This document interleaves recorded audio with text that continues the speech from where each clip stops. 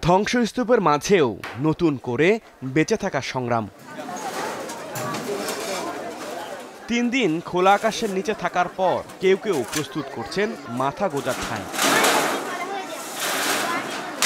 ৩৫ বছর ধরে ঢাকার কড়াইল বস্তির বাসিন্দা আবু তাহের। গায়ের গচ্ছিত ঘামে তিলে তিলে যা জমানো সব হারিয়ে এখন দিশেহারা তিনি। তারও সংগ্রাম ঘুরে দাঁড়ানোর। সঞ্চয় করতে করতে করতে করতে এই অবস্থায় আইছি। এইখানে সর্ব আমার জীবনের কামাই, সেই কামাইটুকু আজকে আমার কাছে নাই। এখন কিভাবে ঘর তুলবো আর কিভাবে থাকবো, এই যে দেখেন মাটির মাঝে আছি, কাঁচাবাসির বিছায়া।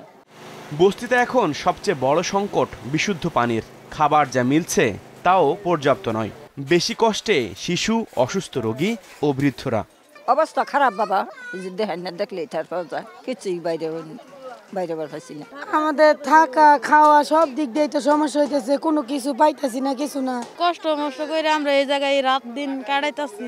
থাকার মতো আগে তো কোনো কিছু নাই, কোনো জায়গায় যাইতে পারতেছি না, আমরা রুমও পাইতেছি না। খিচুড়ি ভাত সবই পাই, কিন্তু পানির দরকার, পানির প্রয়োজন।